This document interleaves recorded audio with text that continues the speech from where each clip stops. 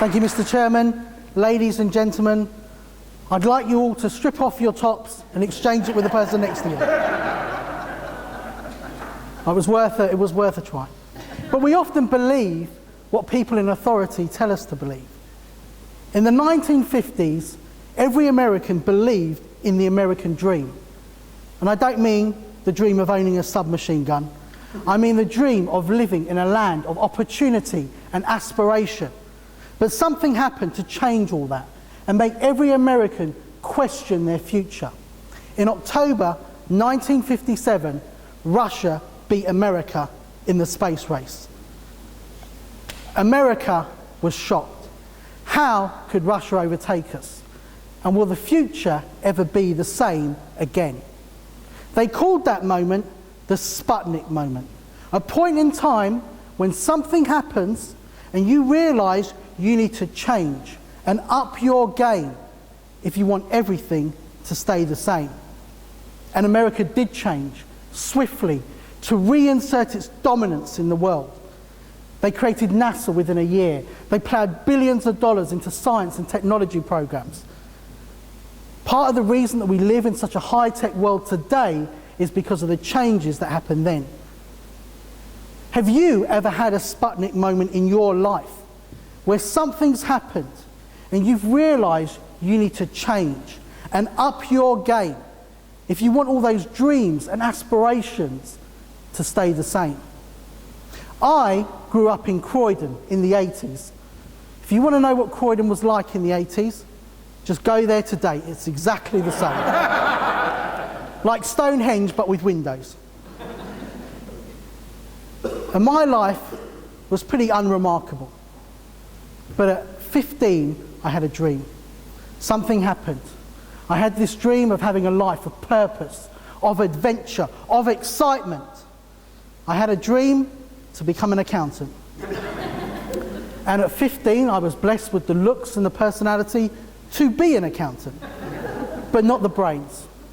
In fact, my English teacher used to say my brain was made of Teflon. Nothing sticks. And I thought, she's right. I'm not smart enough to have a future like that. My future's going to be a low-paid job, struggling. But then the one teacher that believed in me gave me some great advice. He said, if you want to be that person tomorrow, you need to change the person you are today. That was my Sputnik moment. And I changed. I stopped letting challenges hold me back, and I started developing some self-belief. And 10 years later, I was an accountant. In fact, I wasn't just any accountant. I was head of finance for a Premier League football club. Not Manchester United, something much better. Charlton Athletic.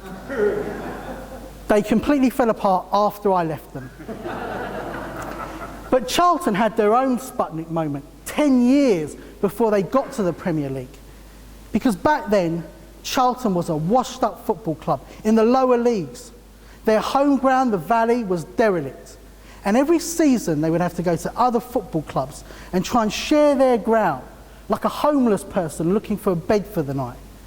That's when Charlton had their Sputnik moment. They realised they needed to change, and quickly. Otherwise they wouldn't exist anymore. And they did change. They started looking for new investment and a new chairman. They focused on young and up-and-coming players. And they made getting back to the Valley their #1 priority. And on the 19th of August 2000, in my first job as a qualified accountant, I sat at the Valley in their brand new 20,000-seat stadium, and I watched Charlton Athletic play their first game in the Premier League, where they beat Manchester City 4-0.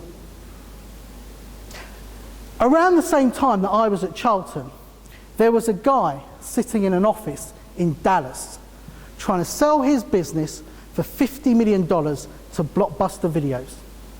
That guy was called Reed Hastings, and that business was called Netflix.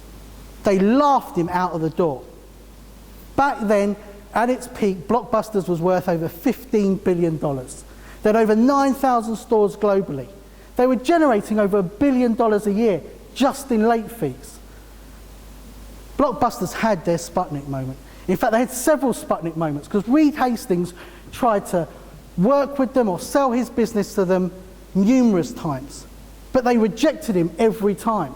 They did not change. They just kept on doing what they had always done.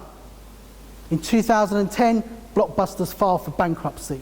In 2013, we saw the very final Blockbuster store disappear.